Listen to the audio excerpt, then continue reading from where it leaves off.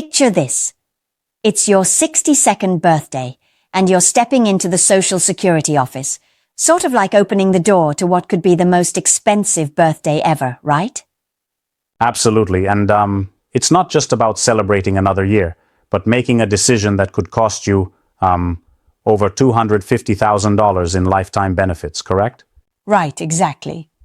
What's crazy is that two identical workers, with the exact same salary history and retirement nest eggs, end up with drastically different outcomes just based on when they claim Social Security.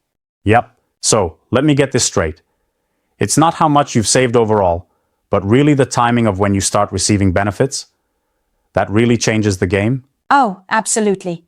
Think about it. Claiming at 62 versus waiting until 70.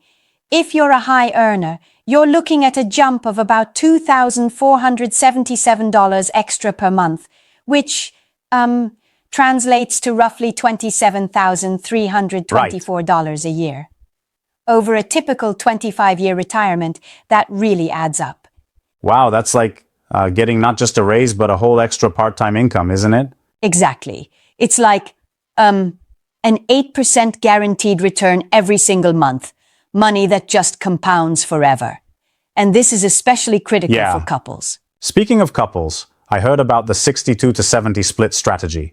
How does that really work? Good question. Basically, the lower earning spouse claims at 62, which secures immediate cash flow, while the higher earner delays until 70.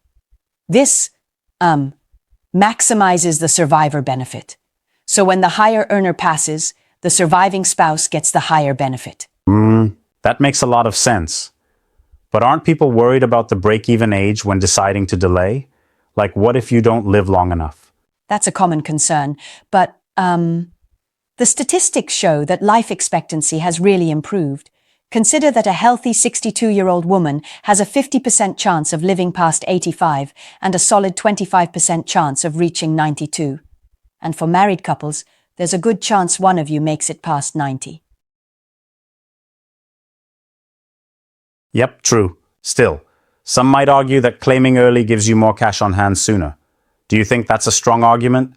Well, it's a trade-off. Claiming early locks in a reduced benefit permanently. And if you're still working at the time, you might even hit the earnings penalty, which only compounds the loss. In 2025, for example, if you're under your full retirement age and still working, you lose $1 for every $2 earned above a certain limit.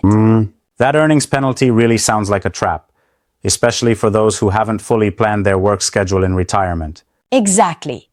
And speaking of planning, we also have to look at how new withdrawal strategies are coming into play. The old 4% rule is dead, replaced by dynamic strategies with guardrails that adjust based on market performance.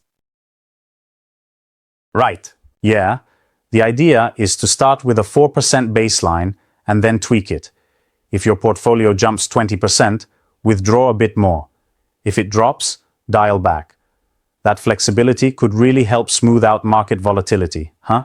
Absolutely. And when you combine that with a bucket strategy, dividing savings into short-term cash, bonds, and long-term growth assets, you get a much more resilient plan. Yeah, definitely. I do wonder though, doesn't all this complexity mean more planning analysis and the potential for overthinking things? That's a fair point, but consider this. The cost of a one-time comprehensive financial plan, say a couple $1,000s, is negligible compared to potentially losing $100,000 or more. And honestly, with tools like Monte Carlo simulations and calculators on SSA.gov, it's all about making educated strategic moves. Agreed. It really drives home the idea that retirement isn't just about how much you save, but how smartly you deploy those savings, especially with Social Security decisions making such an enormous difference. Exactly. In today's landscape with longer retirements, lower market returns, and the power of delayed benefits, planning strategically is imperative. Don't leave a fortune on the table. Right. So, the takeaway is clear. Invest time now to analyze your options and coordinate with your spouse. Because really, the power is in your hands. Absolutely. Make those decisions count. And remember, delaying Social Security can earn you an 8% return that's simply unmatched. Thanks for this insightful chat. Thanks, it's been super enlightening. Catch you next time.